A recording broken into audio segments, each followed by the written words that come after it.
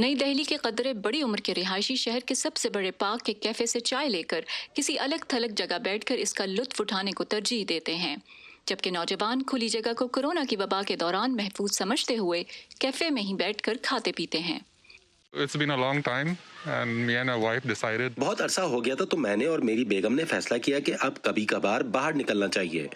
اس سندر نرسری کا بہت سن رکھا تھا، خوبصورت دھوپ میں یہ بہت اچھا تجربہ رہا۔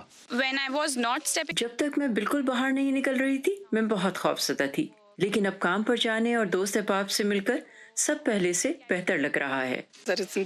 یہ کھلی جگہ ہے، میں اپنا پالتو جانور یہاں لا سکتی ہوں۔ بھارتی دارالحکومت جو کہ کووڈ 19 کے کیسز میں اضافے کی 3 لہروں کا سامنا کر چکا ہے، یہاں اب زندگی معمول کی جانب لوٹتی نظر آ رہی ہے۔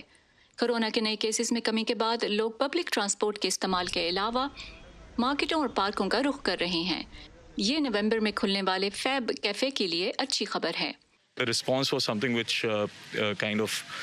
was not expected. رسپانس غیر متوقع تھا۔ شام کو کیفے بند ہونے سے پہلے ہی سب کچھ فروخت ہو گیا۔ اس سے ہمیں بہت حوصلہ ملا کہ لوگ کورونا وبا میں بھی باہر نکلنے پر راضی ہیں۔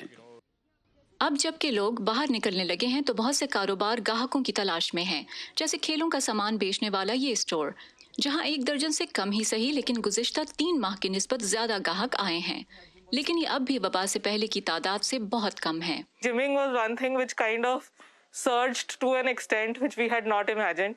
جم کے سامان کی فروخت میں غیر متوقع اضافہ ہوا، جیسے لوگوں نے 100 کلو تک کے ڈمبلز خرید کر اپنے گھروں میں جم بنائے، لیکن ابھی میدان نہیں کھلے تو فٹ بال اور کرکٹ متاثر ہوئی۔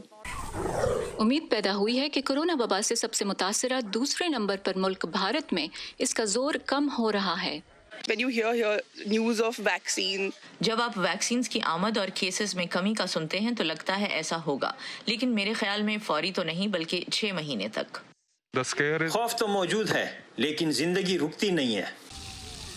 ایک ایسے ملک میں جہاں مقامی صارفین معیشت کی کنجی ہیں، وہاں لوگوں کا شاپنگ اور ڈائننگ کرنا معیشت کو سہارا دے گا۔ انجنا پسریچا کے ساتھ فائزہ بخاری، وائس آف امریکہ۔